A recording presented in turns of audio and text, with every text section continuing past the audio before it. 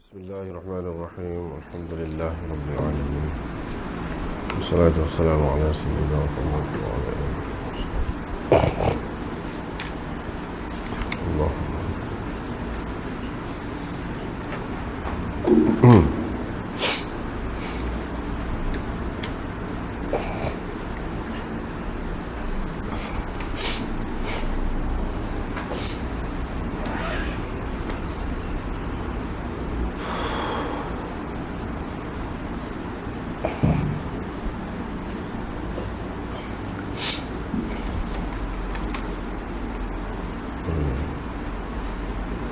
hadis yang pertama kita habis dah. Hadis yang kedua.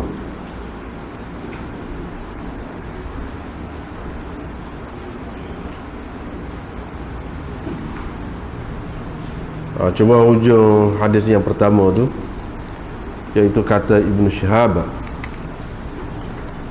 fakanat sunnatal mutala'inain, maka ia menjadi sunnah bagi dua orang yang berli'an, dua orang suami isteri yang berli'an.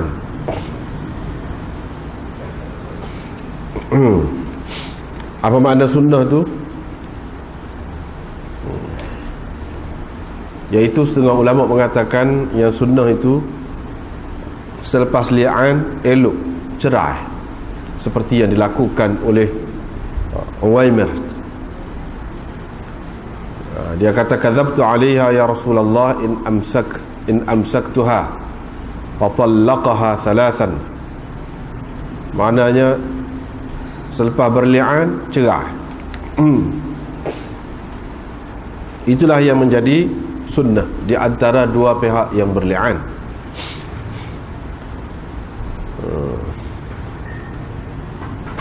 Ada pula ulama yang mengatakan husulul furqah binafsil li'an. Mana kanat sunnatal mutala'inain itu apa maknanya? Maknanya berlaku perpisahan dengan semata-mata berli'an itu. Dengan semata-mata berli'an itu terpisah suami isteri.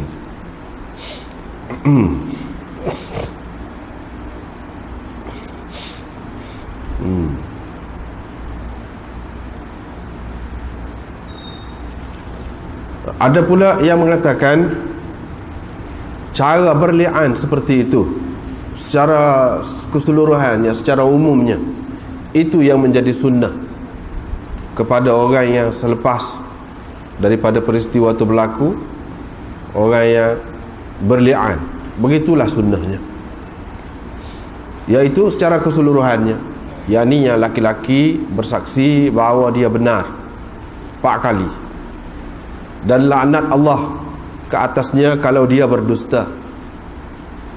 Lepas tu yang perempuan tu pula kata, bersaksi bahawa suami dia itu berdusta, dan kemurkaan Allah ke atasnya kalau suaminya itu benar. Wal khamisata anna ghadaballahi 'alaiha in kana minas sadiqin, dalam surah An-Nur itu. Maknanya murka Allah ke atasnya sekiranya suami dia tu memang benar. Gitu. Secara keseluruhan ataupun secara umumnya, itu yang dikatakan sunnah bainal mutala'inain. Bukan nak ayak dengan semata-mata berli'an itu sendiri jatuh talak, terpisah mereka berdua tu, ataupun baru jatuh talak tu apabila si suami talak, jatuhkan talak selepas daripada berli'an. Tidak nak ayat tu, tidak nak ayat tu. Cuma nak cerita secara umum, secara keseluruhan. Begitulah sunnah di antara dua orang yang berli'an. Yang ni dia kena katalah seperti yang tersebut dalam Al-Quran.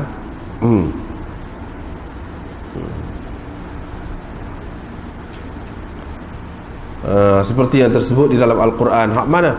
Ayat itulah dalam surah An-Nur. Walladzina yarmuna azwajahum wa lam yakul lahum syuhada illa anfusuhum fashahadatu ahadihim 4 syahadatin billah innahu laminas sadiqin wal khamisatu anna la'natallahi alaihi in kana minal kadhibin. Lepas tu itu makna yang pertama. 4 kali bersaksi bahawa dia betul, laknat Allah ke atasnya kalau dia tu berdusta. Wa yadra'u anha al'adzaba an tashhada 4 syahadatin billah innahu laminal kadhibin. Wal khamisata anna ghadaballahi 'alaiha in kana minas sadiqin. Itu ayatnya.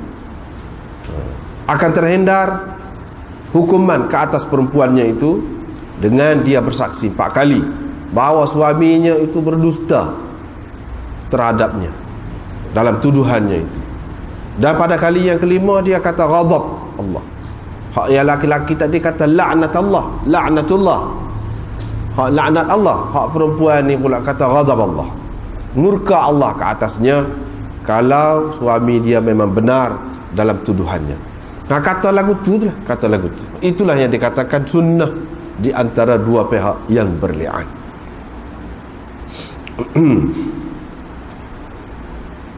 Itulah yang dikatakan sunnah di antara dua pihak yang berli'an. Sebab baru ni kita sudah sebut dah secara sepintas lalu. Molek kita sebut pula sekali lagi dengan merujuk kepada syarah Imam Nawawi ni, iaitu di bawah ni hadis yang pertama lah, ujung tu, ya Rasulullah kadzabtu 'alaiha ya Rasulullah in amsaktuha.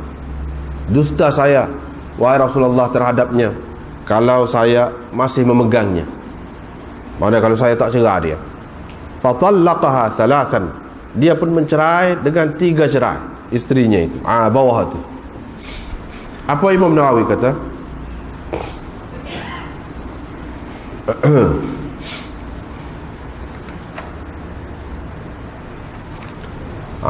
Tidaklah ada yang awam tu, mana tengah sikit. Ulama berbeza pendapat tentang perceraian ataupun perpisahan dengan li'an ini. Imam Malik, Syafi'i dan jumhur ulama mengatakan perpisahan di antara suami isteri itu berlaku dengan semata-mata atau sebaik sahaja berlaku li'an atau saling melaknat, saling mendedahkan diri kepada laknat Allah Subhanahu Wa Taala. Itu makna tala'un. Dan haram kepadanya mengahwini isterinya itu selepas perpisahan tadi buat selama-lamanya, mengikut hadis-hadis ini dan hadis-hadis yang lain lah. Misalnya hadis dalam Abu Daud dan lain-lain disebutkan al-mutala'inan la yajtami'ani abadan. Al-mutala'inan la yajtami'ani abadan. Dua orang yang berli'an, mana suami isteri yang berli'an tidak boleh bersama sampai bila-bila. Maknanya haram mu'abbad, haram buat selama-lamanya. Ini mengikut pendapat demo ni lah. Tetapi Imam Syafi'i dan segolongan ulama dari kalangan Malikiyah, ini puak-puak mazhab Malik ni, mengatakan perpisahan itu berlaku dengan berli'annya suami. Sebaik saja suami itu habis berli'an, jatuh. Tak ada hak isteri itu kata lagi pun jatuh dah. Mana satu pihak saja kata pun sudah jatuh dah. Ya, ini suami. Tidak terhenti di atas li'an si isteri itu. Tetapi sebahagian yang lain pula mengatakan tak boleh, dia kena habis hak isteri itu berli'an. Mana kedua-dua pihak itu berli'an, barulah berlaku perpisahan. Semata-mata sesuami saja kata tak jatuh lagi. Itu satu pendapat. Satu lagi Imam Abu Hanifah, dia kata tidak berlaku perpisahan itu melainkan dengan keputusan pihak hakim selepas tala'un. Li'an tadi semata-mata syahadah ataupun sumpah yang dilakukan oleh dua pihak, suami isteri. Perpisahan tidak berlaku, mana tak pisah lagi, tak cerai lagi. Cerai dilakukan oleh pemerintah ataupun hakim. Gitu kata dia. Sebab apa? Sebab dia pegang dengan hadis akan datang, kita akan jumpa.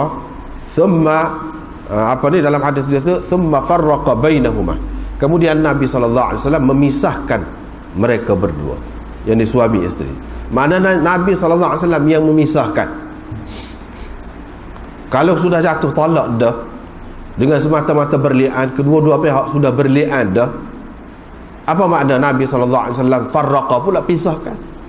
Dah sudah terpisah dah. Dia pegang tu. Dia pegang tu. Tetapi golongan yang pertama tadi, Malik, Syafi'i dan orang yang sependapat dengan dia kata tidak. Dengan semata-mata li'an itu sudah jatuh dah. Tolak. Hak ni hak dalam hadis tu kata thumma farraqa bainahuma. Kemudian Nabi SAW bukan menceraikan, memisahkan, tetapi menyatakan bahawa mereka berdua telah terpisah. Itu dia pakai dengan makna lagu itulah seseorang ni kalau kita terjemah. Kemudian Nabi SAW menyatakan, memutuskan bahawa mereka telah berpisah. Berpisah tu dengan apa? Dengan semata-mata li'an. Sebelum pada tu. Sebabnya kalau masih ada lagi, masih tak jatuh lagi talak. Ni Pak Malik, Syafi'i dan orang sependapat dengan dia ni. Dia kata kalau tak jatuh lagi talak, apa yang Nabi SAW tak tegur tu, Uwaimir tu. Bila dia kata dusta saya terhadapnya kalau saya masih pegang dia lagi, dia pun talak 3. Dia pun talak 3.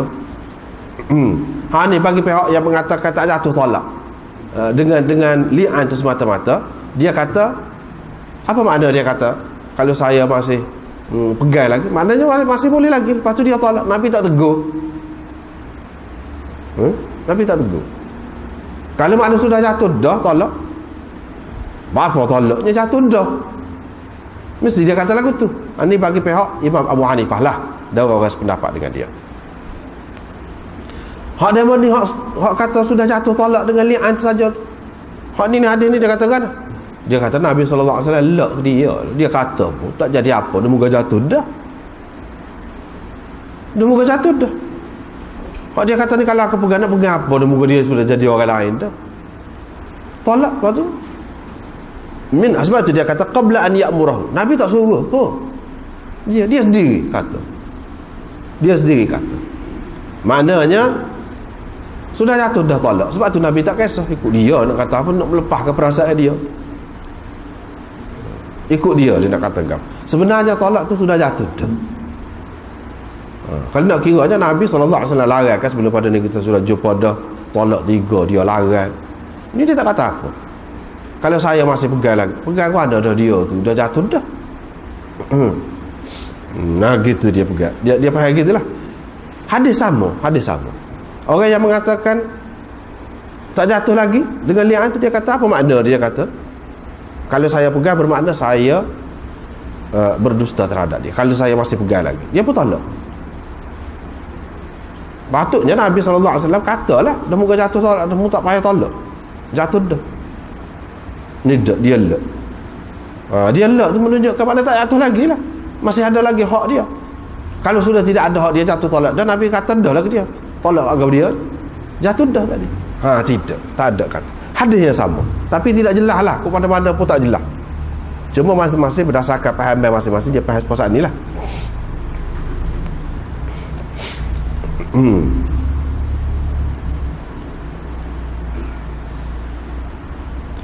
Laith bin Sa'ad pula kata, hal ni mana Awiz sebut, tidak ada kesan untuk perceraian bagi li'an itu, kata dia. Dengan berlakunya li'an tidak terpisah. Dengan li'an itu sendiri pun tidak terpisah suami isteri itu. Dan juga dengan hukuman hakim pun tak boleh putus. Lepas tu dia kena cerai suku pula. Si suami kena cerai suku pula, baru jatuh tolak. Bukan hakim yang cerai, ada. Bukan li'an itu sendiri jatuh tolak, menjatuhkan tolak, tidak juga. Tetapi dia kena cerai suku pula dengan lafaz cerai. Itu mengikut pendapat dia.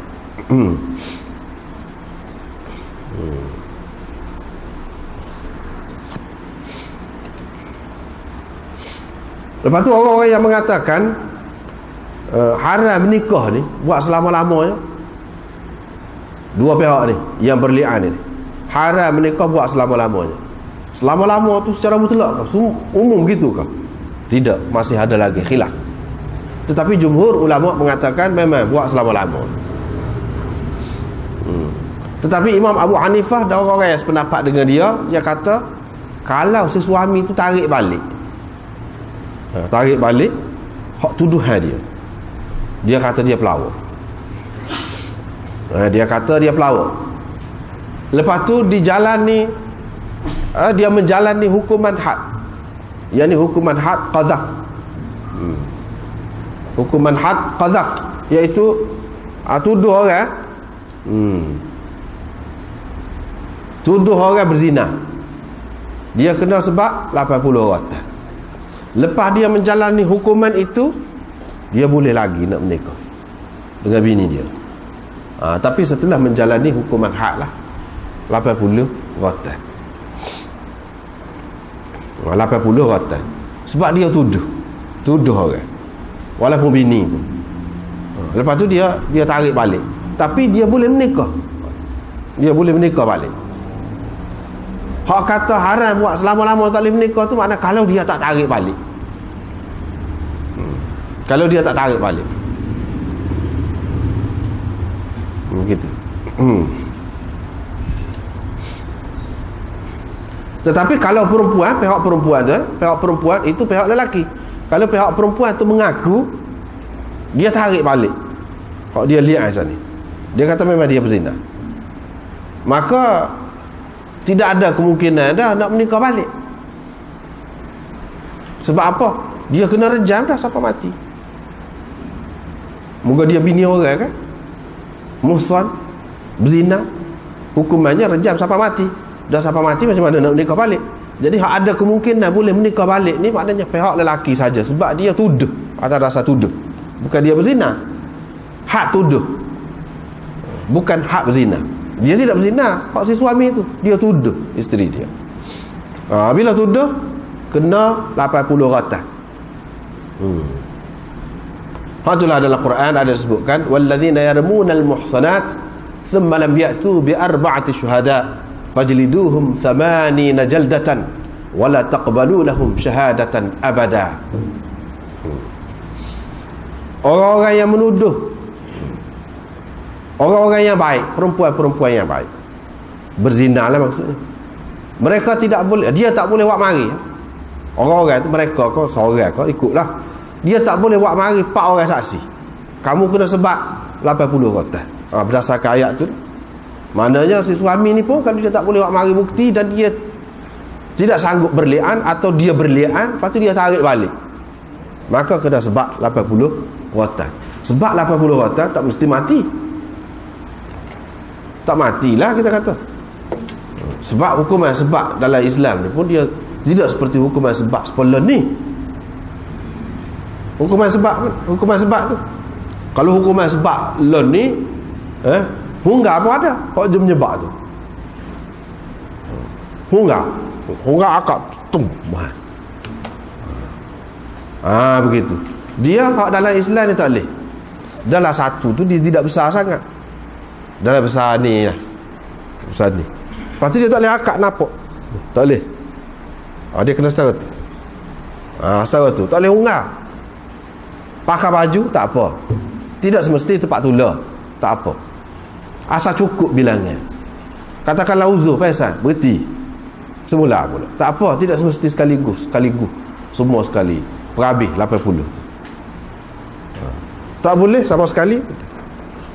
Dan orang-orang yang disuruh ni, kalau kita tengok dalam hadis, adalah orang-orang yang sangat simpati, orang-orang yang sangat memikirkan orang Islam. Sayyidina Ali, sahabat-sahabat besar. Hak tu yang suruh. Bukan orang yang jenis ganah, yang tubuh dia ataupun kita kata sasa, duk berlatih nak pukul tu saja. Tidak. Siapa-siapa saja. Siapa-siapa saja. Tidak kata orang khusus. Gitu. Maknanya orang yang mengatakan boleh menikah balik tu, itu pun di satu pihak saja, iaitu kalau pihak suami tu tarik balik, ataupun dia orang panggil mendustakan dirinya sendiri. Hak dia kata tu tak betul, dia tarik balik, maka kena sebab 80 rotan. Tak mesti mati. Kira-kiranya katakanlah kalau tak matilah, tak matilah biasanya, dia boleh menikah balik. Boleh menikah balik. Sini kita tidak nak bicara pula wala taqbalu lahum syahadatan abada wa ulaika humul fasiqun. Kamu tak boleh terima, jangan terima kesaksian dia buat selama-lamanya. Tu bab lain pula, bab kesaksian pula. Bab kesaksian, bukan dalam bab ni, tidak nak bahas tu lagi.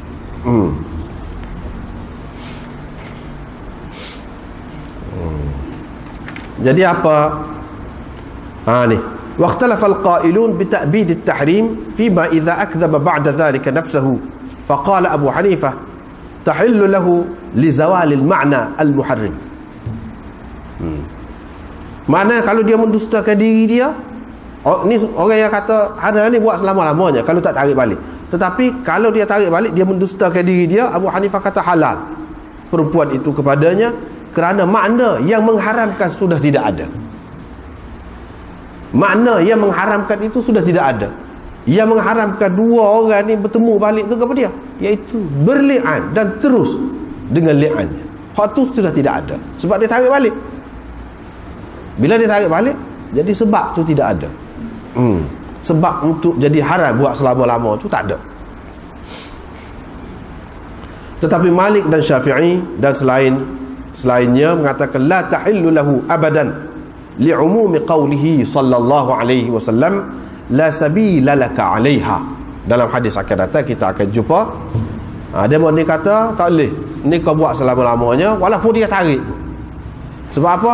Sebab dalam hadis kemudian ni, baru ni kita sudah terjemah dah belaka, Nabi sallallahu alaihi wasallam kata tidak ada jalan bagi engkau terhadapnya. Maksudnya di sini walaupun ada banyak makna, tapi salah satu maknanya iaitu kamu tak boleh kelip baik dah dengan dia sampai bila-bila. Tak ada jalan bagi engkau kepadanya itu. Maksudnya nak kelip baik dengan dia tak boleh, dengan apa cara sekalipun. Itu satu perkara. Perkara yang kedua,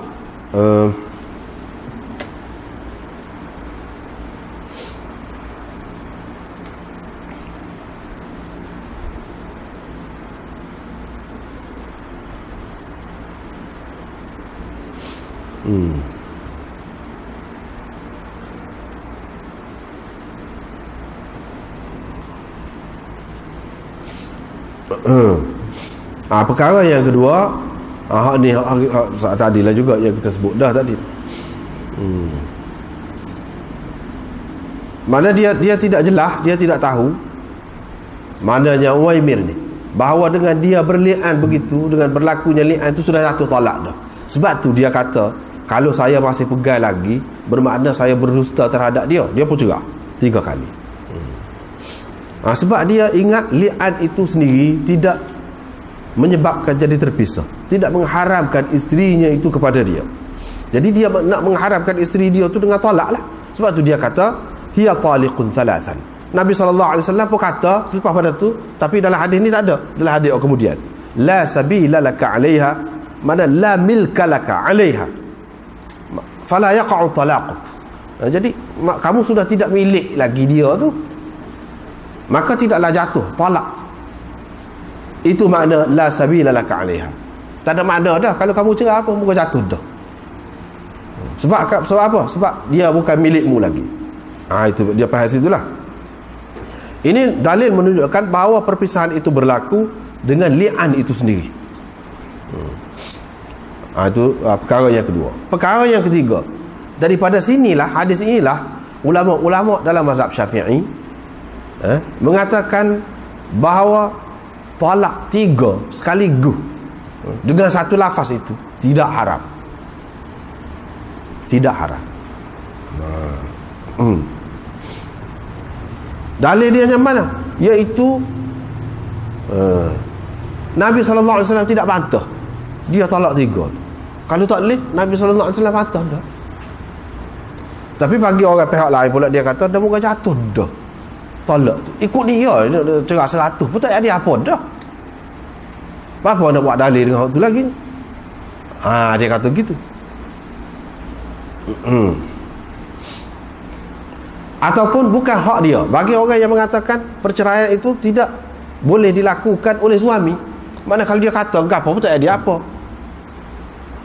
baru jatuh talak itu ataupun perpisahan itu baru berlaku apabila hakim memutuskan.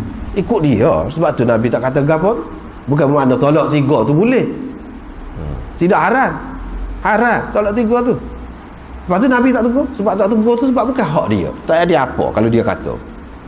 Hak ni pihak ni pula. Hak kata tak boleh. Hak kata tak boleh talak 3.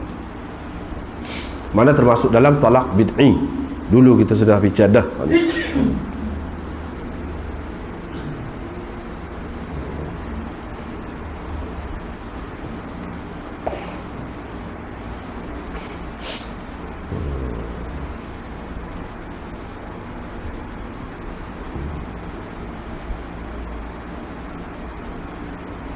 Tak apa.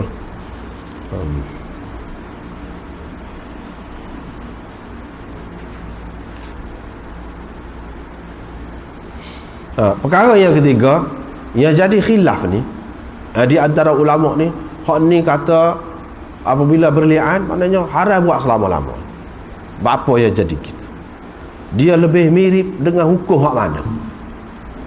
Dan orang yang kata dia boleh menikah balik tu, sekiranya dia tarik balik tadi kan, dia tarik balik, dia kata dia tak betul lah mana tuduhan dia, si suami tu kata boleh menikah balik. Dia kata hak ni lebih sesuai dengan hukum mana? Lebih sesuai dengan hukum mana?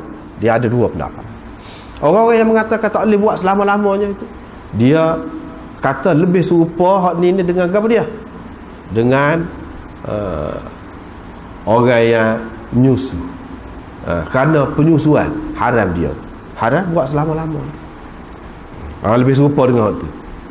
Hukum jenis tu bukan sabit cerah dah. Sabit li'an tu sendiri, hukum li'an tu sendiri. Seperti hukum apa dia? Radha', menyusu. Orang ni sesusu dengan lelaki ni, sesusu dengan perempuan. Haram buat selama-lamanya walaupun tidak adik-beradik keturunan.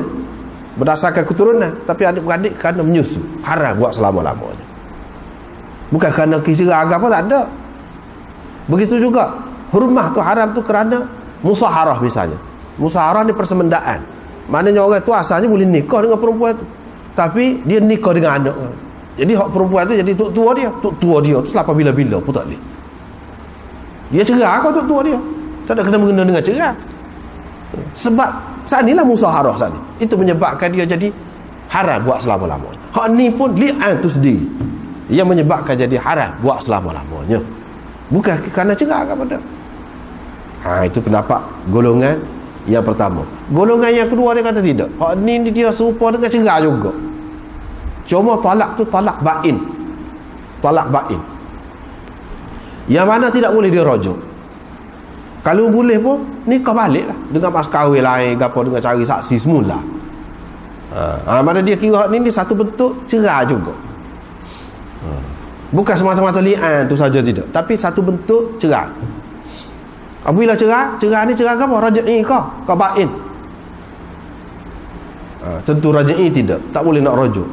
Lepas tu talak kau dia talak ba'in. Talak ba'in ni maknanya kalau apa ni siapa masa dia, misalnya orang tu talak 3, cukup syarat dia menikah dengan orang lain, hak perempuan. Lepas tu boleh nak nikah dengan hak ni pula, boleh. Talak ba'in, talak 3 misalnya talak ba'in. Ataupun misalnya dengan cara khulu' kau, tebus talak kau, dalam kes tebus talak kau, dia boleh. Tak boleh nak rujuk. Tetapi nak nikah lain boleh. Semula apabila habis hadah nikah lain. Mana dia lebih serupa dengan talak, sebab ada talak juga. Sebab tu dia kata boleh. Ini pahaman masing-masing lah. Dari segi hak jelas, Nabi SAW kata tak ada jelas tu. Ini pendapat mujtahidin, ahli-ahli ijtihad. Dia fikir, dia tengok ni lebih sesuai dengan hak ni. Hak ni pula kata lebih sesuai dengan hak ni, lebih serupa dengan hak ni.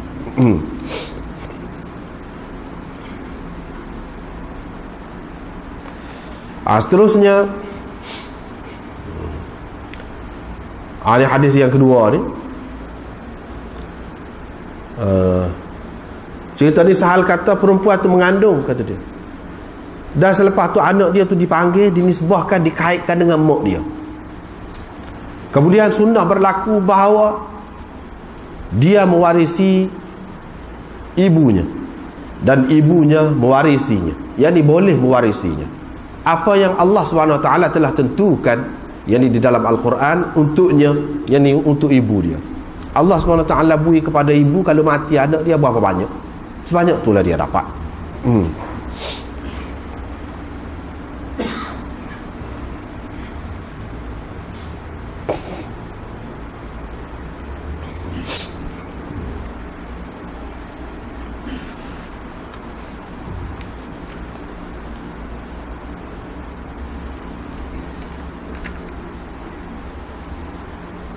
Sebanyak itulah dia dapat. Kita tengok dulu hak Imam Nawawi sebut ni, bawah sana lah, bawah hak sana ni, perempuan tu mengandung, lepas pada tu sebab apa? Sebab laki-laki ni dia tidak mengaku anak dia, dia menafikan anak tu, hak mengandung tu anak dia. Maka apa lagu mana nak jadi cerita? Tak apalah, kita tengok sini dia. Dalam syarah ni Imam Nawawi kata hadis ini menunjukkan harus perempuan yang mengandung itu berli'an. Tidak kata nak berli'an ni nanti beranak dulu, tak. Semasa mengandung tu pun boleh. Dan kalau seseorang suami itu berli'an dengan isteri dia dan dia menafikan anak dalam kandungan itu sebagai anaknya, maka ternafilah anak itu, maka dikira tidak sebagai anak dia. Dan nasab keturunan anak itu berkait dengan ibu dia, tidak dengan ayah dia. Ini kes pelik lah. Jadi bank tu nak bank ke apa dia? Jadi tidak mengaku anak dia. Kok lelaki ni, suami ni tak mengaku anak dia. Jadi bank mak dia. Orang panggil bank mak dia lah.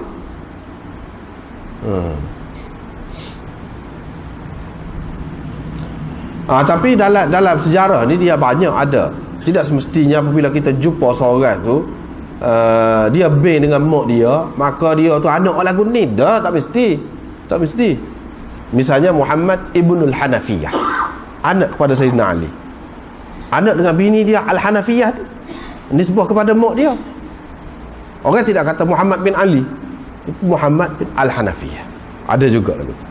Muhammad ibnu Sirin itu nama mak dia, bukan nama ayah dia. Ibnu Sirin ada juga. Tapi apakah dia ni jenis berlaku begini? Tidak. Dalam apa namanya cara-cara adab orang Arab, tak apa, boleh dipanggil kepada ibu dia kerana sesuatu kesesuaian lah, kerana sesuatu sebab. Tidak mesti berlaku begini. Jadi tidak semestinya kalau seseorang tu dikaitkan dia ni bin mak dia, maka orang boleh kata selalu mesti ayah dengan mak dia ni telah berli'an. Tak boleh kata lah kata. Sebab apa? Banyak bukti-bukti, contoh-contoh yang lain digunakan juga, dinisbahkan juga anak tu kepada ibu dia, kepada ibu dia. Dia boleh mewarisi ibunya dan ibunya boleh mewarisinya. Mana kalau salah satu matilah, anak ke mati ataupun mak mati, boleh mewarisi apa yang Allah SWT telah fardukan untuk ibu, yakni kalau anak tu mati. Kalau budak tadi mati, ada harta, maka ibu dapat, iaitu sebanyak mana? As-thuluth fali ummihi thuluth, 1/3.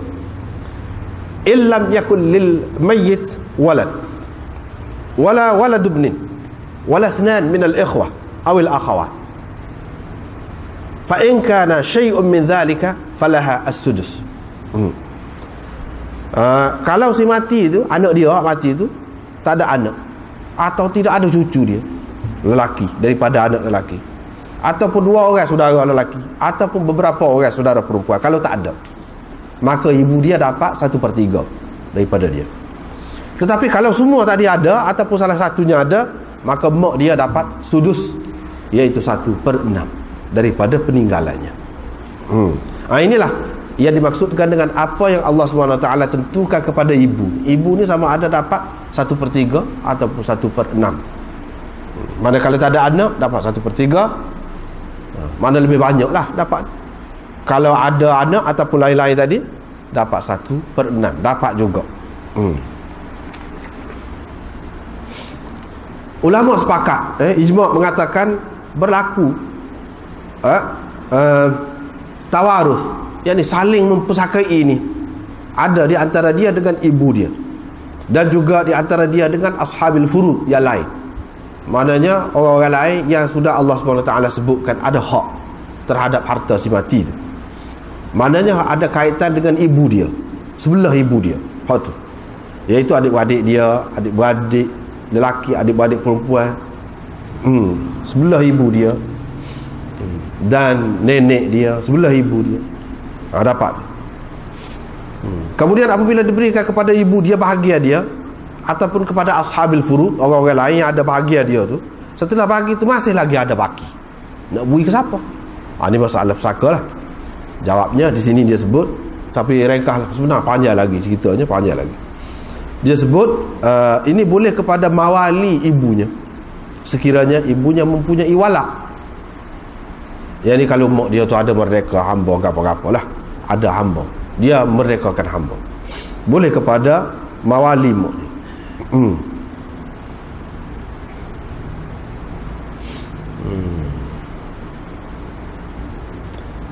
Kalau tak ada mawali, boleh kepada Baitul Mal, boleh kepada pihak kerajaan lah.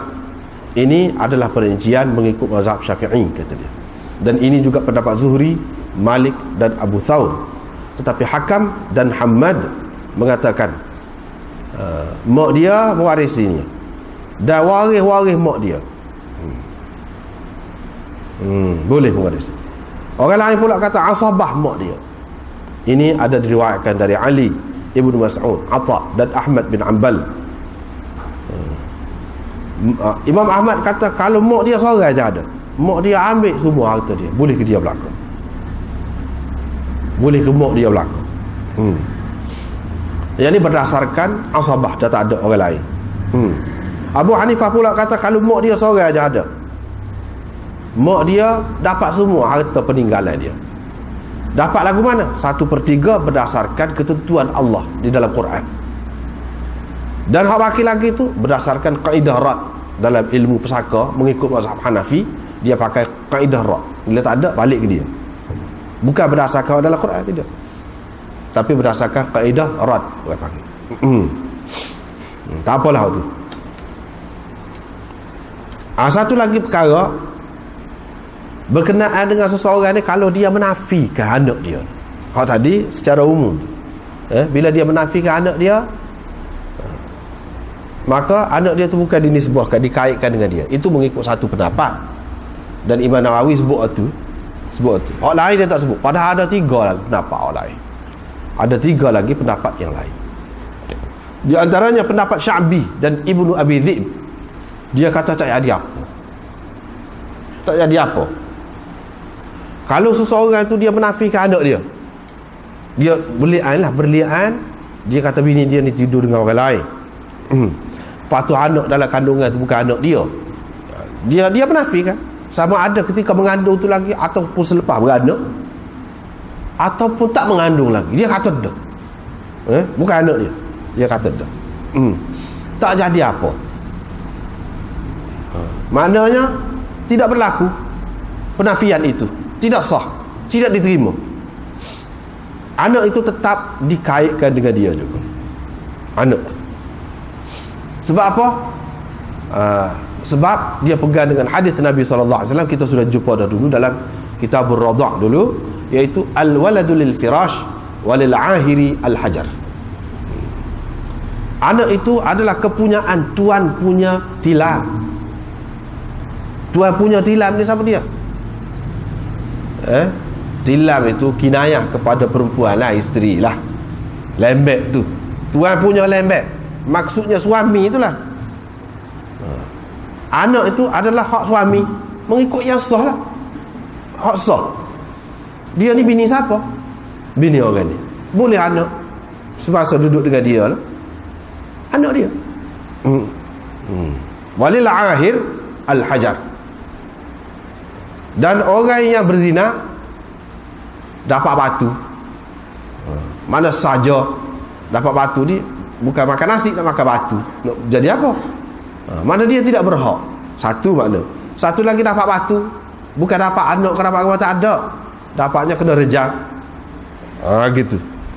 mana dia tidak dapat apa. Dia pegang hadis ni. Maknanya anak tadi ben dia juga. Ben dia juga. Walau bagaimana. Sebab apa dia kira apa nama ni, hak dia tu lebih kuat lagi daripada orang lain. Lebih kuat. Walaupun didapati anak tu apabila setelah lahir ni rupanya serupa dengan orang yang dituduh. Orang yang dituduhnya telah berjahat dengan isteri dia. Rupa dia serupa. Tak kira. Kira dari segi hak. Dari segi hak. Yang ni hak sah dalam masyarakat, dalam orang ramai. Dia ni suami kepada siapa? Bini ni perempuan ni bini kepada siapa? Bini dia, hak dia. Gitu. Ni satu pendapat. Dia pegang dengan hak tu lah. Dia pegang dengan hak tu. Pendapat yang kedua, dia kata kalau dia nafi selalu jadi. Tapi kalau dia nafi setelah lama, tak jadi lah. Selalu tu selama mana? Beza pula pendapat. Ada yang kata kalau sehari dua lepas beranak tu boleh lagi. Ada yang kata tidak sehari dua, maknanya dalam tempoh kira-kiranya orang bagi ucap tahniah lah kalau dapat anak misalnya, dalam tempoh tu masih boleh lagi. Ada yang mengatakan tidak, sampai 40 hari pun boleh lagi. Yang ni hak orang yang bernifas 40 hari. Beza lah tu. Beza pendapat. Tapi itulah yang dimaksudkan dengan segera, mengikut ketentuan masing-masing. Ada yang kata segera tu sehari dua boleh. Selalu dia kata, dia nafikan ketika sedang mengandung tu dia kata dah. Tu segera. Tidak kata semasa dia li'an tu, tak kata lagi, lepas tu lama lepas pada tu. Setelah beranak, lepas beranak lama tu pula tak kata lagi, lepas pada tu baru kata. Tak jadikan. Bermakna dia lebih menekankan, lebih berat kepada penafian itu sendiri. Penafian itu dilakukan pada masa mana? Kalau sekali dengan li'an, tak apa, boleh terima. Tapi kalau selepas tu lama, tak boleh. Makna berkait dengan penafian itu sendiri. Dan hal ni, pendapat yang kedua ni berdasarkan hadis ni lah juga. Berdasarkan hadis ni. Mana dah tadi? Ni. Fakana ibnuha yud'a ila ummihi. Anak itu dipanggil dibenkan kepada ibunya ataupun dikaitkan dengan ibunya. Bila dikaitkan dengan ibunya, maknanya Nabi SAW sudah terima. Dia ni menafikan anak tu, bukan kata tak jadilah. Jadilah. Kalau tak jadi, ben ayah dia jugalah. Ni tak ni, dibenkan ataupun dikaitkan dengan mak dia. Maknanya Nabi SAW telah terima lah penafian dia tu. Telah terima. Inilah dalil dia. Lepas pada tu, hak salah lagi tu, la sabila laka 'alaiha. Tidak ada jalan bagimu kepadanya. Maknanya apa-apa pun tak ada hubungan, putus belaka. Nak menikah balik pun tak boleh, dan segala-gala anak pun tak boleh. Begitu juga pesaka yang disebutkan di sini, anak tu mempersakainya, dia mempersakai anaknya, tapi tak ada sebut pula anak tu mempersakai ayah dia. Tak ada. Ayah dia boleh mempersakai anak tadi yang dinafikan, tak ada lagu tu. Menunjukkan penafian ini sah berdasarkan hadis ni lah yang kita duduk baca. Maknanya hak ni Imam Nawawi sebut, zahir hadis ini adalah sesuai dengan pendapat yang kedua. Sesuai dengan pendapat yang kedua, iaitu memang diterima penafian itu. Yang ketiga, anak itu dengan sendirinya ternafi, putus hubungan dengan ayah. Sebaik saja ayah tu dia berli'an. Sebaik saja ayah tu dia berli'an, maka putus lagi. Walaupun dia tidak nafi anak tu. Ni pendapat yang ketiga. Tidak nanti dia nafi, dia tak sebut pun pasal anak tu, kok dalam kandungan tu. Ataupun lepas pada tu, lepas pada beranak pun dia tak ada nafi. Tak ada nafi pun sudah ternafi dah. Bukan anak dia dah. Dengan sendiri. Kalau sudah mengandung. Kalau sudah mengandung. Kecuali kalau dia nafi pada masa mengandung tu lah. Kecuali kalau dia sendiri kata. Sebab apa? Hak jelasnya dia tahu, hak dia tuduh bini dia berzina saat ni selepas isteri dia tu mengandung. Mengandung tu dia percaya dengan dia. Mengandung dah bini dia, lepas tu bini dia berzina semasa mengandung. Berzina. Tapi dia ni sendiri dia yakin hak mengandung ni anak dia. Kecuali lagu tu. Tetapi kalau tidak jelas, dia tidak kata dengan jelas ni anak dia ke apa. Bahkan dengan berlian begitu saja. Katakanlah isteri dia sedang mengandung, tidak anak dia, putus dengan sendirinya. Walaupun dia tidak nafi. Ini pendapat yang ketiga. Sebab apa? Dengan berlian ni putus segala-galanya. Sakok putus, semua putus. Hubungan suami isteri pun putus, semua putus. Itu pendapat yang ketiga.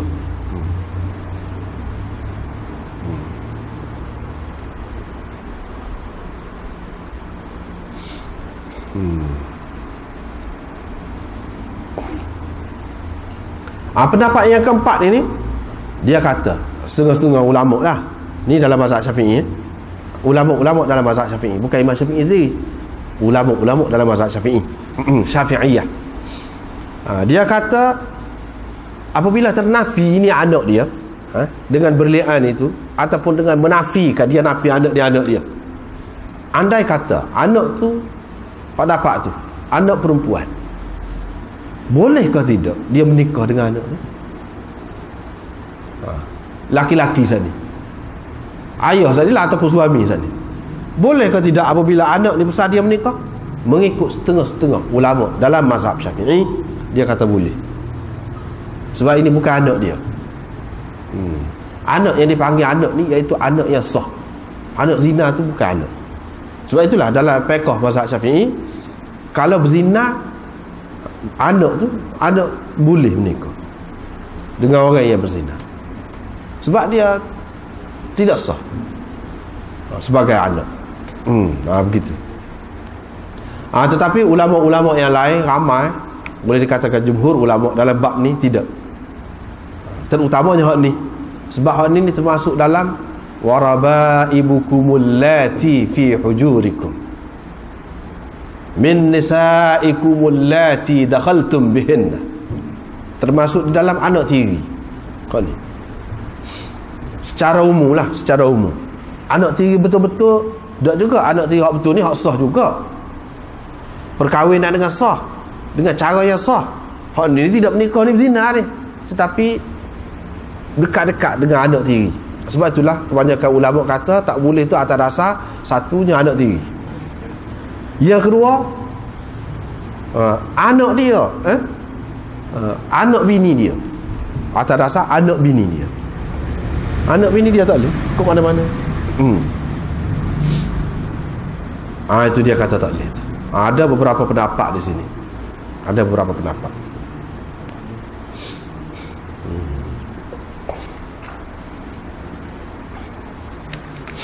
Seterusnya, dalam hadis berikutnya dia sebut hak berlian ni di mana? Berlian ni dalam masjid. Perawi kata aku ada, Sahal kata aku menyaksikan peristiwa itu, aku ada.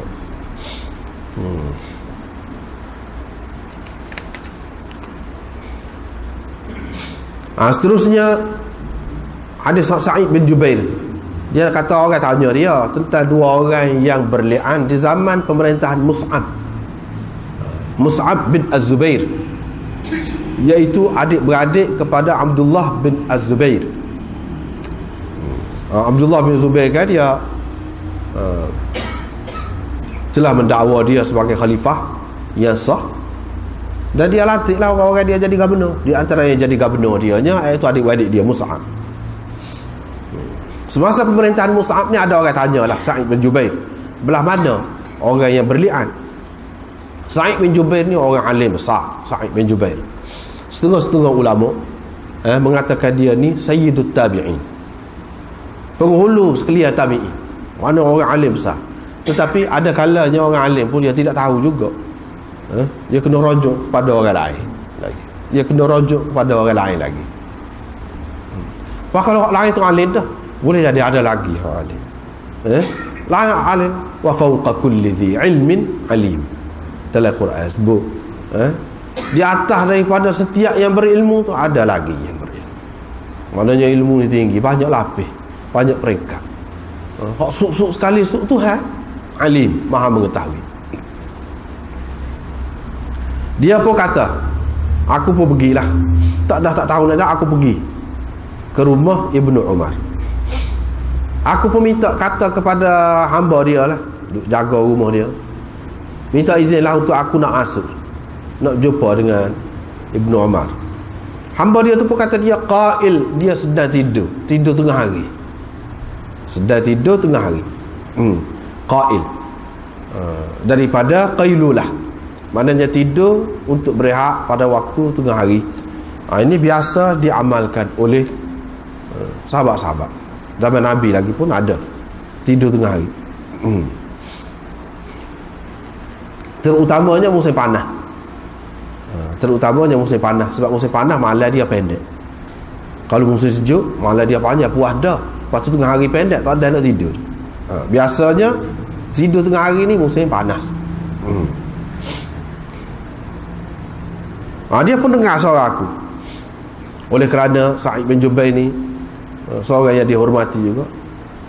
Ibnu Umar pun kata, Ibnu Jubair kau tu? Dia kata ya. Dia dengar suara tu, dia bunyi duduk soal jawab dengan hamba dia tu. Dia kata ya, masuklah, kata dia, tak apa. Jadi di sini naknya di sini apa dia pengajaran bahawa orang-orang yang sibuk lah, kita kata misalnya sini Ibnu Umar, orang penting, orang sibuk, kita molek jangan ganggu dia, kecuali dengan kebenaran dan izin dia. Kita nak pergi sesuka hati kita, tak boleh. Sebab apa? Mengganggu. Hak semoleknya siapa-siapa saja pun begitu. Hak dalam Quran ajarnya dia suruh minta izin dulu. Terutama sampai sekarang ni lagi baik, mana ada telefon, ada apa, kita telefon dulu. Sebab apa? Kita tidak tahu dia duduk buat apa. Kita tidak tahu dia duduk buat apa. Kalau dia sudah bersedia, itu tak apalah, tak apa. Ini pengajaran dia. Dan seseorang tu, mana kalau dia berasa orang ni penting, seperti Ibnu Umar, mesti mari masa ni tidak mari moga dia orang tinggi juga, orang mengaji, dia faham keadaan, tiba-tiba mari juga pada masa tu, mesti ada sesuatu yang penting. Dia kena layan, kena sabar, layan, terima. Jangan kata tak saya juga mana-mana, janganlah gitu. Sebab apa? Ibnu Umar bila dia tahu Ibnu Jubair, mesti orang ni orang cerdik, orang yang memang jaga hak-hak orang, memang apa nama ni, dia melera kat orang. Dia tahu ada budi bahasa, ada adab bahasa, kita kata. Mesti dia gini, mesti ada satu keperluan. Lepas tu tak apalah pergi. Dia pun pergi tengok Ibnu Umar ni duduk di atas, apa dia, barzah. Baru ni kita sudah terjemah dah tu. Lepas tu bata tu pula, bata tu isi bata tu iaitu rumput kering. Lagu tu je hidup dia. Sini pengajarannya apa dia? Pada masa ni orang Islam ni kaya saja ni sahabat-sahabat ni. Pada kalau kita tengok berdasarkan hadis-hadis pada masa ni jutawan saja dah sahabat-sahabat. Bukan sikit-sikit harta dah, banyak. Tetapi Ibnu Umar ni sini menunjukkan kezuhudan dia. Dalam keadaan ketika mewah, ketika gini pun hidup dia setara tu. Dia pun kata, Sa'id bin Jubair kata, Aba Abdurrahman al-mutala'inan, adakah dipisahkan mereka berdua itu? Dia kata subhanallah. Iyalah, kata dia. Orang yang mula-mula tanya cerita ni, dia kata fulan bin fulan. Dia pun ayatlah fulan bin fulan.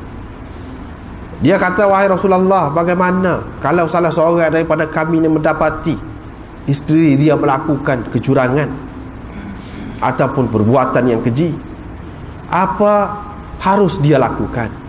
Kalau dia bercakap, berarti dia bercakap tentang suatu perkara besar. Kalau dia diam, berarti dia diam atas satu perkara besar juga. Lagu mana nak buat? Nabi SAW pun diam, tak jawab. Tak jawab. Selepas tu bila dia mari, faqala innal ladzi sa'altuka anhu qad ibtulitu bi. Orang tu mari pula. Dia kata hak aku tanya tu aku sendiri. Saya sendiri dah. Tapi tadi dia kata bagaimana kalau salah seorang dari kita ni gini-gini. Dia tak kata dia. Bila balik tu Nabi SAW tak bagi jawapan, tak puas hati. Dia kata sebenarnya saya tanya tu saya sendiri lah tak kena. Maka Allah SWT menurunkan beberapa ayat dalam surah An-Nur, walladzina yarmuna azwajahum. Itulah yang kita baca tadi. Itulah yang kita baca tadi. Nabi SAW pun baca di hadapan dia dan menasihati dia, mengingatkan dia. Nabi SAW cerita kepada dia azab dunia ni rengeh, nak banding dengan azab akhirat. Dia kata tidak, demi Tuhan yang telah mengutuskan engkau dengan kebenaran, aku tidak berdusta terhadapnya, yang terhadap isteri dia lah. Kemudian Nabi SAW pun panggil bini dia pula. Nabi SAW nasihat serupa dengan tadilah kepada suami, nasihat isteri dia, mengingatkan isteri dia dan royak kepada isteri dia bahawa azab dunia ni lebih ringan berbanding azab akhirat. Isteri dia kata tidak, demi Tuhan yang telah mengutuskan engkau dengan sebenar atau dengan kebenaran, sesungguhnya dia berdusta. Bini dia tu kata, sesungguhnya dia berdusta. Itulah lalu timbul cerita ni li'an. Tak padas kat tu, kena berli'an. Kena berli'an. Maka Nabi SAW memulakan dengan lelaki tu. Yang lelaki tu pun bersaksi dengan 4 kesaksian dengan nama Allah bahawa dia benar. Dan yang kelima, laknat Allah ke atasnya kalau dia berdusta. Kemudian giliran pada yang kedua, selepas selesai suami tu, Nabi SAW suruh perempuan pula bersaksi 4 kali dengan nama Allah bahawa suaminya berdusta.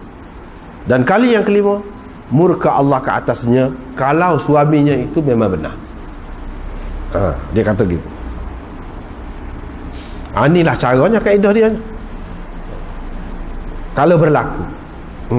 Baru ni kita sudah sebut dah, sekali lagi sebut. Maknanya kalau tidak suami tak boleh. Orang lain tak ada jalan, tak ada li'an khusus dengan suami isteri. Orang lain kalau tidak suami isteri tak boleh nak tuduh. Tuduh hukum qazaf selalu. Tuduh selalu 80 orang tak boleh tuduh. Kecuali ada 4 orang saksi. Baru lepas. Kalau tidak tak boleh. Hak boleh tuduh isteri walaupun seorang suami. Atau baru ni kita sudah sebut dah, mengikut setengah-setengah ulama, isteri pun boleh juga sekiranya berlaku. Suami isteri lah mana hak bolehnya. Itu pun dia kena berli'an. Tak pandai kata lagu tu tuduh, kata saja tak boleh. Dia kena sanggup berli'an. Kalau tidak, kena sebab juga. Sama ada suami atau isteri, kalau menuduh teman dia tu, dia kena sebab. Kalau tak berani berli'an, kalau berani berli'an, tak kenalah hukum qazaf itu. 80 orang tu tak kena. Tak payah bawa 4 orang saksi. Boleh. Ini untuk suami isteri sahaja. Orang lain tak boleh, tak ada hukum li'an. Li'an ni suami isteri. Orang lain tak ada. Orang lain sama ada 4 orang saksi atau terimalah 80 orang. Itu saja. Di sini Nabi SAW memulakan dengan hak laki-laki tu. Sebab apa? Sebab dalam Quran pun sebut hak laki-laki. Atas dasar inilah kebanyakan ulama mengatakan kena hak laki-laki dulu. Kalau hak perempuan dulu kata tak sah, tak jadi. Dia kena hak laki-laki dulu. Tetapi Imam Abu Hanifah dan adalah orang-orang yang sependapat dengan dia, dia kata tak apa. Asalkan kedua pihak tu kata. Siapa dia nak kata dulu tak apa. Jadi. Jadi berlaku.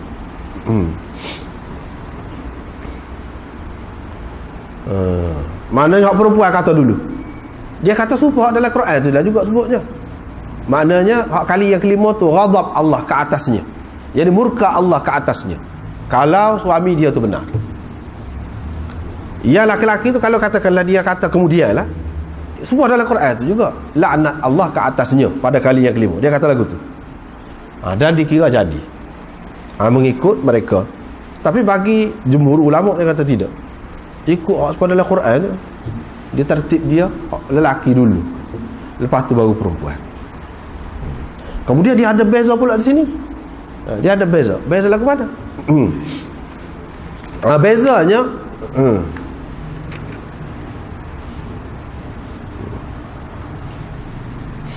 maknanya ni benda halulah dari segi fake.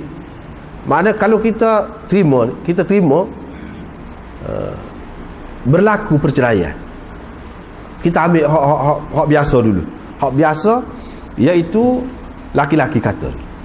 Bila laki-laki kata, tadi anda sudah sebut dah, mengikut setengah ulamanya sebaik-baik sahaja lelaki itu selesai kata, putus dah hubungan. Hak tina tu tak kata lagi pun, putus dah juga, jatuh tolak dah, pisah dah. Tetapi ada juga ulama yang mengatakan selagi hak tina tu tak kata, tak jatuh. Apa faedah dia ni? Khilaf tu. Kadang-kadang kita tengok khilaf ni, lebih kurang je nampak. Apa faedah? Banyak faedah dia tu. Dia kata lagu tu banyak faedah dia. Maknanya bagi orang yang mengatakan perpisahan itu baru berlaku apabila kedua-dua pihak berlian, selesai berlian, baru berlaku. Maknanya andai kata kalau lepas si suami itu berlian, hak si bini ni tak ada lagi, mati si suami itu. Katakanlah mati situ, lagu mana? Lagu mana hukum? Boleh saka ke tidak isteri itu daripada suaminya? Mana bagi pendapat orang yang mengatakan tak jatuh lagi, boleh lah, tak jadi lah, batal lah, li'an itu tak jadi, terbatal dengan sendiri, berhenti sekat tu. Tapi bagi orang yang mengatakan sudah putus dah dengan hak suami tu, kata dia saja, satu pihak saja baru berli'an, si isteri ni belum lagi, dia mati kira dah, walaupun isteri tak ada kata, sebab jatuh dah tolak. Bila jatuh tolak, dan tolak atas dasar li'an ini, dia memutuskan segala-galanya. Maknanya dari segi pesaka, dari segi apa tak boleh. Itu faedah dia je. Faedah dia.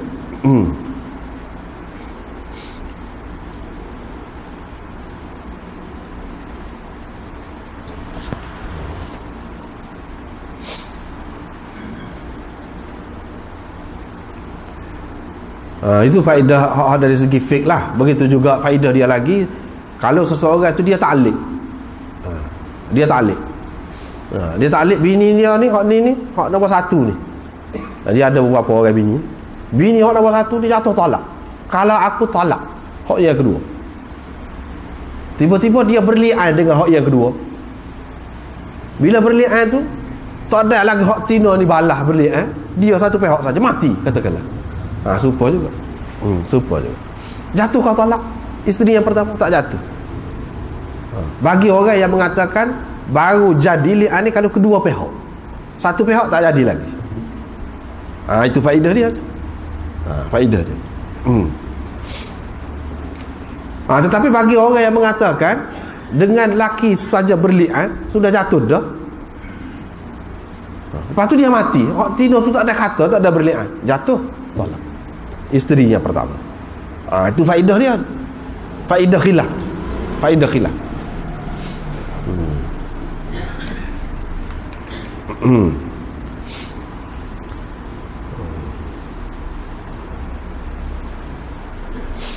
Seterusnya ni Sa'id bin Jubair lagi ni, hak tu jugalah.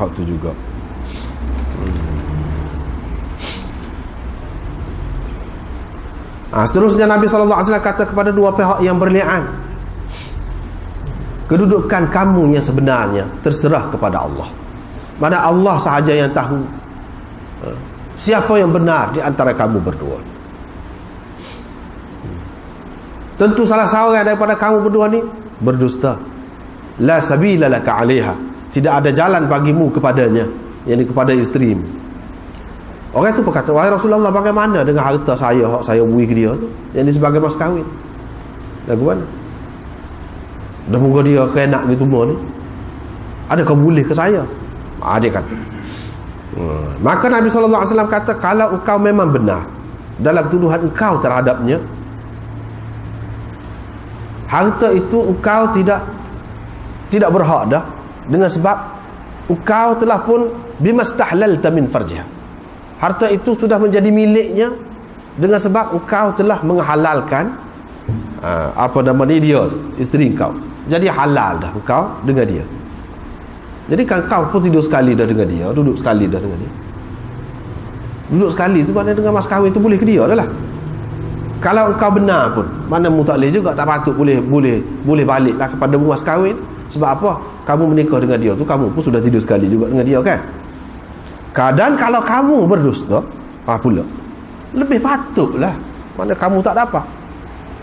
Kalau kamu benar pun tak boleh juga. Sebab apa? Sebab ada pertukaran dah. Kira-kiranya ada pertukaran dah, iaitu kamu sudah tidur sekali dengan dia.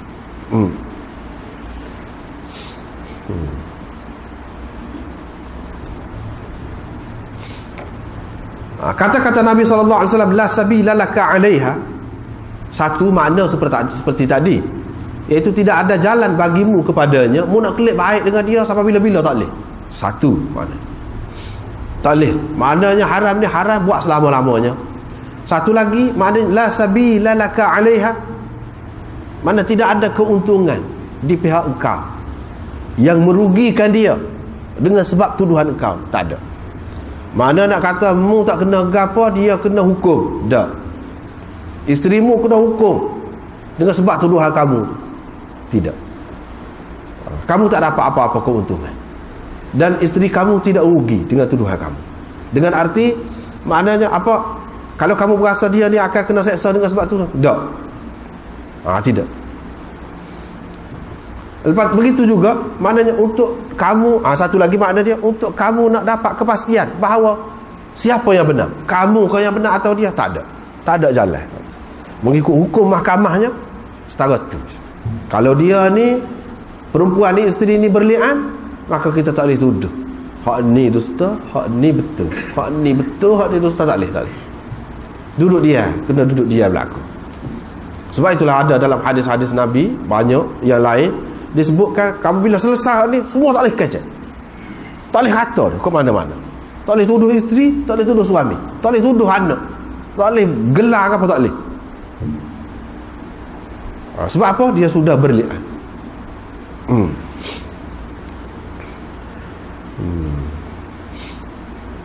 Allah akan menghitung kamu, mengira kamu di akhirat nanti. Dalam dunia, Nabi SAW ajar kepada kita hukum mahkamah setara tu. Setara tu. Tak boleh kita, sedangkan dalam hadis akan datang ni kita tengok Nabi SAW sudah kata dah ni, tengok anak dia serupa dengan ni. Aku pasti anak dia serupa dengan. Memang serupa dengan hak tu, orang yang dituduh. Tapi Nabi SAW tidak hukum juga. Semata-mata hak tu tak boleh. Tak boleh lagi membawa orang tu sampai kena hukuman. Tak boleh. Pasal apa? Pasal si isteri itu sudah menafikan dengan berlian. Itu kuat tu li'an. Kuat tu li'an.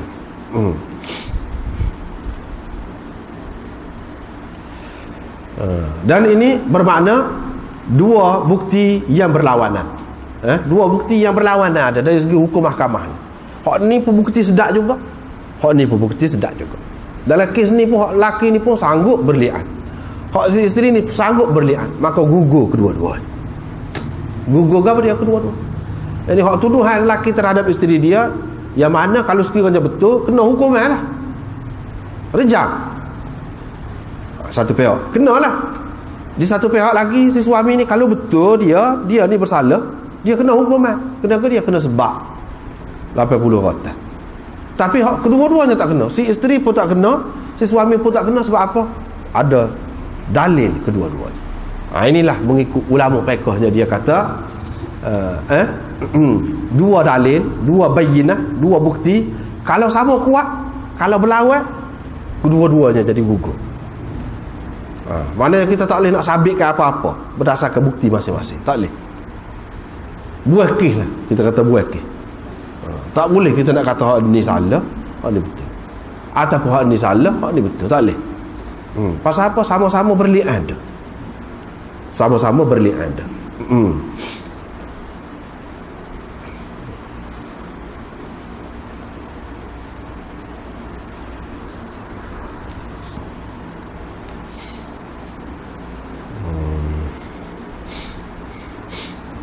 Seterusnya lebih kurang itu juga, cumanya dia adalah beza dalam Muslim ni, seperti kita sudah tahu dah, lafaz sikit-sikit beza pun dia mari sana yang lengkap. Itu cara dia. Lepas tu Nabi SAW memisahkan. Ni riwayat daripada Ibnu Umar, ada seorang berli'an dengan isteri dia di zaman Nabi SAW.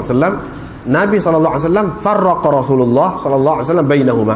Nabi SAW memisahkan antara mereka berdua. Inilah pegangan Imam Abu Hanifah dan lain-lain. Sufyan Tsauri ke apa yang mengatakan hakim yang memutuskan, bukan suami, bukan dengan li'an itu sendiri jatuh talak ataupun terpisah. Tidak. Kalau sudah terpisah, dah apa makna Rasulullah SAW tafriq pulaknya, farraqa tu? Walaupun orang-orang yang kata, seperti kita kata tadi lah, orang yang mengatakan dengan li'an itu sendiri sudah jatuh talak, farraqa ni makna Nabi SAW menyatakan bahawa mereka berdua ni sudah terpisah, bukan dengan sebab dia yang memisahkan. Li'an itu sendiri yang memisahkan. Tapi golongan yang kedua, Imam Abu Hanifah ni kata tidak. Dia kata Rasulullah yang memisahkan. Maknanya kalau sekarang ni Rasulullah di sini, tempat Rasulullah ni hakim lah, mahkamah, hakim yang memutuskan. Tak boleh suami dia. Suami dia tak ada hak. Kalau dia kata apa, tak ada apa. Mengikut dama ni lah, mengikut dama. Kalau dia cerah apa, tak ada apa, tak jatuh. Dia kena hakim. Sebab apa? Kes ni kes berat. Tak pada dia dua orang. Itu bukan kes biasa kan. Kalau depan sama dia dua orang, itu pun jatuh. Dah, tolak. Hak ni tidak. Dia bukan kes biasa. Kena depan hakim. Lepas tu wa alhaqal walad bi ummihi. Ni riwayat orang panggil, riwayat lagu ni riwayat Yahya bin Yahya daripada Malik. Dia sebut dulu riwayat ni, lepas pada tu dia tanya, macam dia tanya, adakah tuan ada riwayat lagu ni? Imam Malik kata na'am. Ni riwayat bil ardi, orang panggil riwayat bil ardi. Riwayat dengan cara anak murid mengemukakan kandungan riwayat tu di hadapan Tok Guru. Tok Guru duduk senyap saja, hanya dia akui. Itu orang panggil riwayat bil ardi.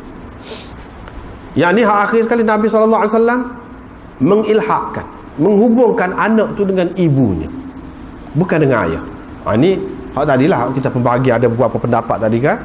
Pendapat yang kedua yang mengatakan tidak dihubungkan dengan ayah dia. Dia pegang dengan hak ni lah. Sebab Nabi SAW menghubungkan anak tu dengan ibu dia, bukan dengan ayah dia. Lepas tu kita kata berat lah. Walaupun tak boleh nak kecek ke apa, malu juga budak tu. Nak lagu mana? Lagu tu lah hukumnya. Kalau tak sewi jadi gitu, jangan buat lah. Gitu je lah. Maknanya kalau penyelesaian aku cara ni, jangan buat. Jangan sampai jadi gitu. Kalau jadi gitu, inilah hukuman. Hukuman. Kira-kiranya tak dapat tidak dah, malulah. Malu. Mungkin hak lelaki tu tidak betul, yang perempuan tu betul, tak tahu lagi. Ini masalah. Ini masalah. Ataupun sebaliknya, kalau dibandingkan dengan dia tak boleh, tak tenang rasa, serabut. Kalau band dengan dia.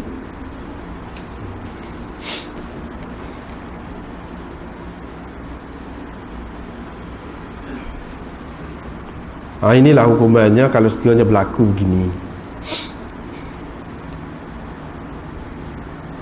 Seterusnya, riwayat daripada Alqamah daripada Abdullah, kata dia pada malam Jumaat di masjid berlaku peristiwa ni. Dalam setengah riwayat dia sebut petang Jumaat. Petang Jumaat dengan malam tu dekat-dekat lah. Boleh jadi dia sebut sebenarnya waktu petang tu, tetapi kes ni oleh kerana panjang kan, nak pergi mari panggil gitu gini, maka masa juga sampai ke malam. Jadi boleh terima kedua tu, tidak jadi orang panggil ada percanggahan di antara dua hadis tu. Yang seumpama ni. Sepatu juga. Ada beza sikit. Baru ni kita sudah terjemah dah.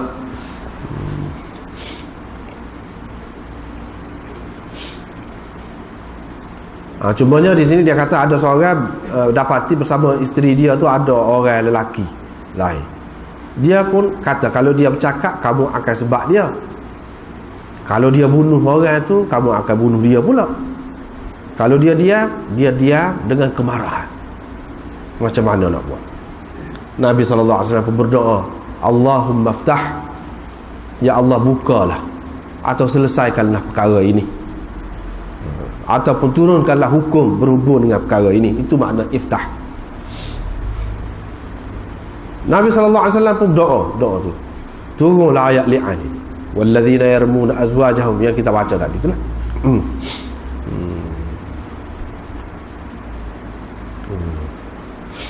Cuma di sini dia sebut pada kali bila fadhahabat lital'an, hak perempuan ini dia nak berli'an. Rasulullah SAW pun kata nanti. Rasulullah kata nanti. Tetapi perempuan itu terus nak berli'an juga. Nabi SAW pun kata tentu dia akan melahirkan anak yang berkulit hitam, anak yang berkulit hitam dan rambutnya kerinting. Nabi kata. Lepas tu memang beranak pada tutubik lagu tu sebab Nabi SAW kata. Maknanya kira-kiranya di sini Nabi SAW tu sudah ada dah berat balik perempuan ni berdusta. Dan bukti pun apa dia kata tu memang betul. Tapi semuanya tak pakai. Ni nak rayak peraturan mahkamah. Nabi SAW nak ajar kepada kita orang lain pun lagu tu. Dia kira hak zahir. Maknanya kalau perempuan tu sanggup berlian, lepas kedua. Gitu. Ni nak cerita zaman Nabi ni, dia kata nanti dulu. Sebab dia ada berasa lah tu. Sama ada Allah SWT bagi tahu kepada dia ke, ataupun kok mana-mana lah kita kata. Dia nampak daripada cara dia boleh baca ke, wallahu a'lam. Tetapi Nabi SAW tetap tidak menghukum perempuan itu. Hak tu hak naknya. Mahkamah akan datang sampai bila-bila pun lagu tu lah. Nusupa tak boleh, itu tak boleh jadi bukti. Bukan bukti. Yang pentingnya hak ni sumpah.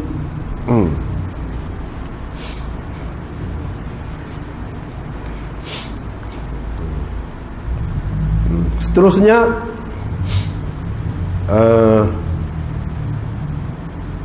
cerita ni Anas ni, dia kata Hilal bin Umayyah telah menuduh isterinya. Tadi apa nama ni, Uwaimir Al-Ajlani. Ni pula lain. Maknanya ada beberapa peristiwa. Di sini ada dua peristiwa. Ini saat akhir dah ni.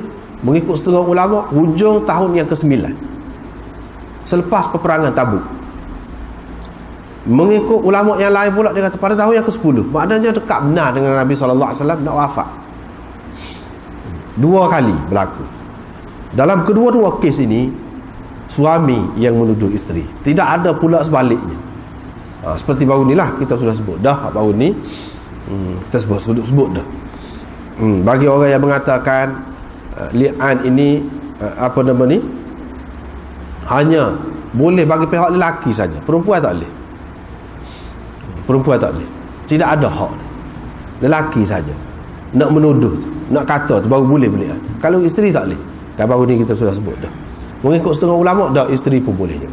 Orang yang mengatakan tak boleh tu sebab dalam peristiwa ni orang lelaki saja. Ia tuduh bini. Bini tak ada, tuduh suami. Bini tak ada. Lepas tu dia tengok pula dari sudut lain. Kalau dibuka untuk kedua-duanya boleh jadi banyak kemungkinan besar lagi berlaku. Seperti masalah cerai lah juga. Diberikan hak cerai tu kepada suami saja, bukan diberikan kepada perempuan. Kalau diberi kepada perempuan boleh jadi kemungkinan perceraian itu lebih banyak lagi berlaku. Untuk mengelakkan daripada itu diberikan kepada satu saja. Supaya juga ni. Tapi bagi orang yang mengatakan walaupun tak ada, tetapi mengikut hukum Islam ni biasanya kalau dia khitabkan, dia sebut orang lelaki pun, orang perempuan itu pun masuk juga. Dia antara satu lah. Dah ni ke suami isteri. Jadi boleh jadi isteri tengok suami itu berzina. Boleh jadi. Tak boleh kah? Jadi atas dasar tu dia kata boleh. Sebab kes ni yang seumpama ni jarang berlaku. Kalau ada pun jarang berlaku. Dan kalaulah mana-mana pihak lah kita kata, kalaulah dia tidak bersalah, dia boleh melepaskan diri dia. Wa yadra'u anhal azab an tashhada arba'a syahadatin billah. Itulah makna dia boleh menolak daripada hukuman itu dengan cara dia balas li'an itu. Balas li'an. Mana-mana pihak lah. Begitu. Jadi Hilal bin Umayyah ni siapa? Bila Hilal bin Umayyah, orang besar ni, ahli Badar. Hilal bin Umayyah. Dan dia ni termasuk dalam salah seorang daripada 3 orang hak tidak pergi perang Tabuk, yang kena boikot, kena pulau oleh orang-orang Islam, oleh sahabat Nabi SAW. Lama mana? Lama. Tak kacak, tak ada siapa dia tegur dengan pokok dia. Wa 'ala thalathati alladhina khulifu hatta idza dhaqat 'alaihimul ardu bima rahubat. Ayat itulah. 3 orang yang ketinggalan tak pergi perang, termasuklah Hilal bin Umayyah. Tetapi dalam Quran sendiri sebut Allah Subhanahu Wa Taala telah menerima taubat mereka. Allah Subhanahu Wa Taala telah menerima taubat mereka. Jadi maknanya orang ni orang besar, orang penting.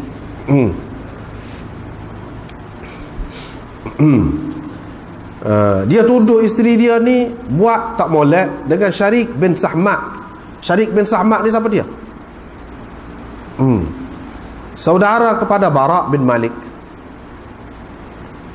Tidak ni, ni Hilal bin Umayyah. Bukan. Hak ni yang kedua. Wakana ni balik kepada hak dekat, hak dekat ni, Syarik bin Sahmat. Dia ni saudara kepada Bara' bin Malik. Bara' bin Malik ni hak mana? Saudara seibu. Bara' bin Malik ni adik-beradik Anas bin Malik lah. Anas bin Malik, Bara' bin Malik. Jadi Sahmat itu mak dia, mak Syarik.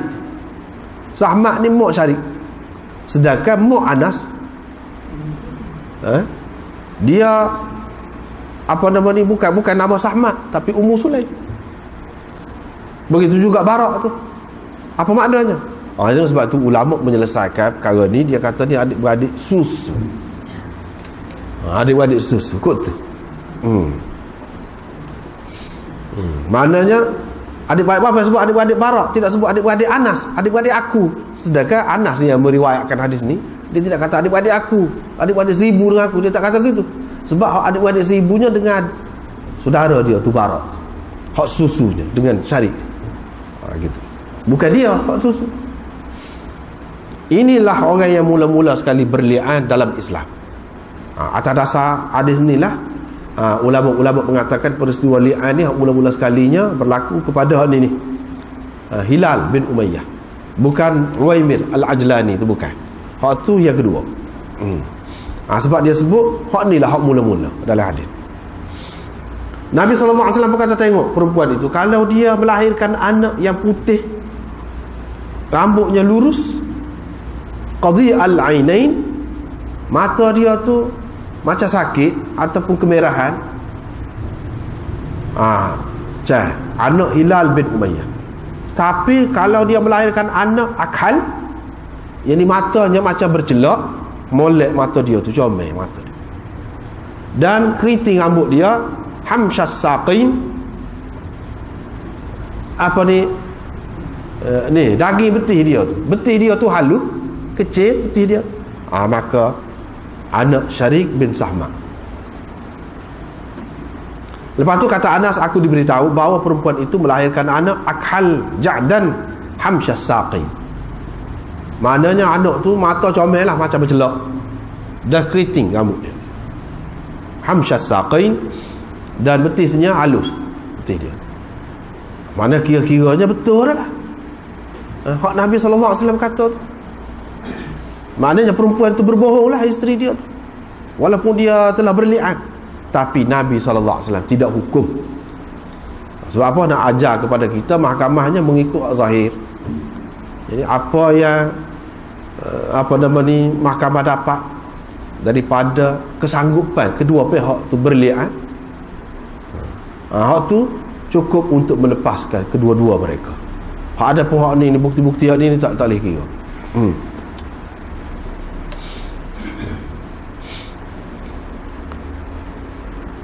Kalau kita tengok hadis ini ni nampak macam serupa dengan asal lagi, sebab Asim ni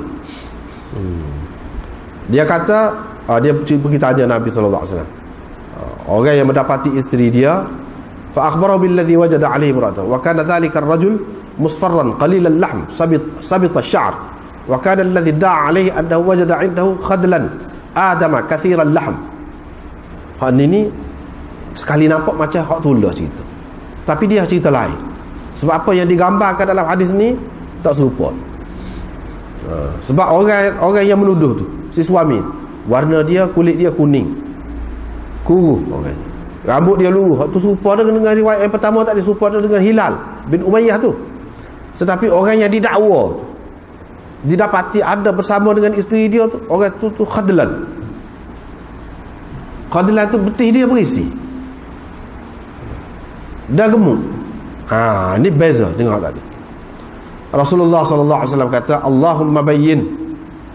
Perempuan itu pun berlahir syabihan bir rajul, serupa dengan orang yang disebut oleh suami dia. Orang yang disebut oleh suami dia bahawa dia telah mendapati orang itu bersama dengan isteri dia, serupa dengan. Maknanya kedua-dua dia ada melahirkan anak. Hilal tu pun, kes dia tu pun ada juga melahirkan anak. Hak ni, kes Uwaimir ni pun ada juga melahirkan anak. Hak cerita hadis Asim ni dia berkait dengan Uwaimir, bukan berkait dengan ni. Hilal.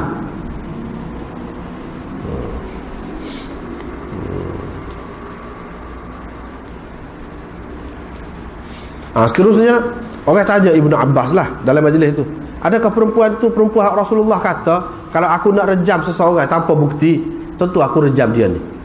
Ibnu Abbas kata tidak, itu perempuan lain. Hak tu hak Nabi sallallahu alaihi wasallam kata gitu, hak tu perempuan yang menyatakan perbuatan yang buruk dalam Islam tapi tidak ada bukti. Hak tu hal lain. Mana perbuatan yang buruk ni adalah orang bunyi-bunyi orang sebut, ataupun daripada perilaku dia tu nampak macam pelacur ke apa ke, tapi tidak ada bukti ya dia ni pelacur ataupun buat jahat, apa-apa tak ada bukti, tak boleh hukum. Ataupun berdasarkan orang sebut-sebut saja, tak boleh hukum. Ini cerita lain. Hak perempuan, hak Nabi sallallahu alaihi wasallam kata kalau aku nak rejah, aku rejah dia ni. Kalau aku nak rejah seseorang tanpa bukti, aku rejah dia. Tapi tak boleh kalau selagi tak ada bukti, tak boleh. Buktinya apa? 4 orang ataupun perempuan itu ataupun lelaki itu mengaku, baru boleh. Kalau tidak, tak boleh. Yang ini berdasarkan apa nama ni, tingkah laku dia semata-mata, tak boleh.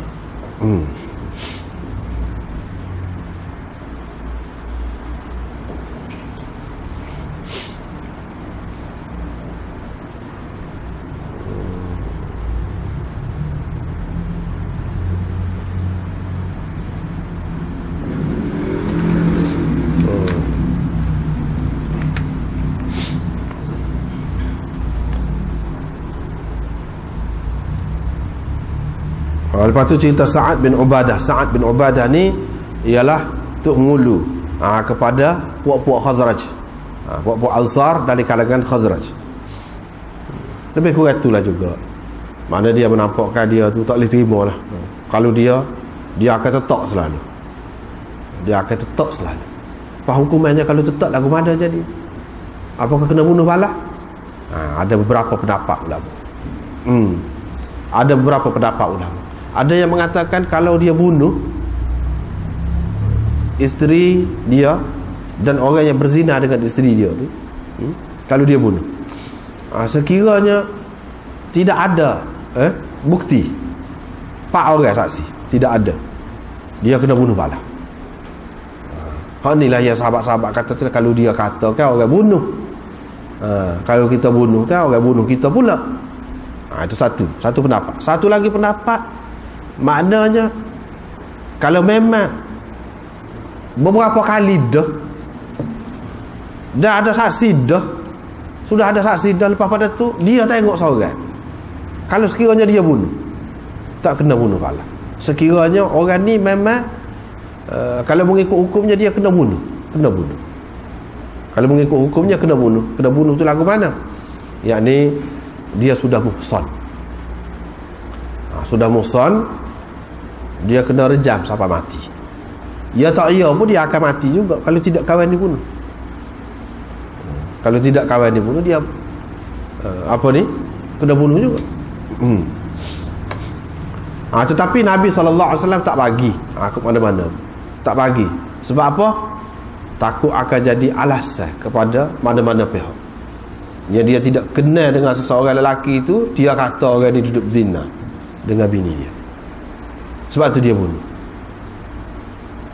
Ataupun tidak sampai ke peringkat zina lagi, baru kecek-kecek, kita kata mengorak, baru mengorak, tak boleh bunuh. Sebab itu Nabi SAW tak boleh bunuh. Tak boleh bunuh. Dan Sa'ad bin Ubadah ni mana seorang sahabat yang terkena cemburu. Sebab tu dia nikah anak dara, dia tak nikah dengan janda. Pasal dia cemburu sangat. Kalau dia cerah, adalah kes cerah. Orang tak berani. Nak pergi menai kau nak menikah dengan bini dia, tak berani. Pasal apa? Pasal dia cemburu terlajuk kuat. Itu dalam kisahnya. Dan dia ni orang yang pemurah sangat. Murah dia tu luar biasa lah. Sehingga disebutkan Ibnu Sirin kata, tiap-tiap malam dia jamu 80 orang ahli suffah, sahabat-sahabat Nabi, 80 orang tiap-tiap malam. Tu murah dia. Selalu juga dia suruh orang isytiharkan di kalangan orang ramai, kalau nak gapo-gapo pergi rumah dia. Nak daging ke nak gapo pergi rumah dia. Bila-bila masa. Dia ni orang murah, tapi dia cemburu kuat. Nabi SAW tidak kata cemburu tu, dia sebut cemburu tu tidak kata apa cemburu kuat. Dah, dia tidak kata lagu tu. Dia kata aku lebih cemburu lagi daripada dia. Hak lebih cemburu lagi daripada aku Allah Subhanahu Wa Taala. Nabi SAW kata gitu. Sebab cemburu Allah Subhanahu Wa Taala itulah dia mengharamkan perkara-perkara yang keji. Sebab dia cemburu. Sebab tu. Tapi cemburu Allah Subhanahu Wa Taala ni maknanya bukan cemburu sifat kita, ada sifat manusia ni. Tak. Kalau begitu serupa dengan makhluk pula lah. Mana dari segi dia mengenakan hukuman. Dia tidak saja, tidak lepas saja. Seperti mana kalau orang cemburu lagu mana akibat dia? Dia ada akibat dia tidak saja. Begitulah juga Allah Subhanahu Wa Taala, dia tidak lepas saja orang-orang yang melakukan apa yang dilarang oleh dia. Itu makna Allah Subhanahu Wa Taala cemburu. Dia tak bui. Kalau hak dia larang tu jangan. Kita kena ingat lagu tu lah. Jangan main-main. Tidak ada siapa pun yang lebih cemburu daripada Allah. Dan tidak ada siapa pun yang lebih suka menerima alasan daripada Allah Subhanahu Wa Taala. Sebab itu Allah Subhanahu Wa Taala, dia nak hukum orang, dia nak masuk neraka, dia cukup alasan, cukup. Dia hantar rasul, dia hantar kitab, dia bui akal fikiran, dia bui hati nurani pada orang tu. Langgar juga, baru dia hukum. Dan kalau orang tu ada alasan, dia kata saya tak tahu, Tuhan boleh terima. Tuhan boleh terima. Kalau ada alasan, dia paling suka menerima alasan. Jadi hak dia nak hukum, dia nak seksa, dia nak apa, dia tak boleh, tak ada alasan. Tak ada alasan. Nak kata ke mana, tak boleh. Baru dia hukum. Kalau tidak, dia akan lepas. Itu cara Allah Subhanahu Wa Taala. Sebab itulah dia hantar rasul-rasul yang memberi berita gembira, mengancam. Tidak ada sesiapa yang lebih suka dipuji daripada Allah. Mana Allah paling suka dipuji. Puji lagu mana? Maksud dia bukan nak suruh kita puji gitu, tidak. Maksud hak dia buat tu, dia buat molek, comel, sempurna. Tak ada tak molek. Kok mana-mana, walaupun kita nampak tak molek, boleh jadi dipandang dari satu sudut. Tapi kalau dipandang dari semua sudut, molek, pasti molek. Pasti orang akan puji melihat kepada perbuatan dia tu. Sampai ke akhir. Sebab itulah dia buat syurga. Sebab itulah dia menjanjikan syurga, supaya orang puji. Begitu. Pengajarannya apa dia? nak dipuji. Tapi kalau kita nak puji tapi tak ada buat sesuatu yang layak dipuji, macam mana? Tak sesuai. Seterusnya hak lagi ni maknanya apa ni, hak Arabi tu. Dia kata anak dia bukan anak dia. Semata-mata dengan menafikan gitu tak jadi apa. Tidak apa ni, orang kata putus hubungan dengan anak dia. Begitu juga tak serupa anak dengan seseorang tu tak boleh ambil kira. Nabi SAW tak heran. Dakwaan semata-mata tak kira.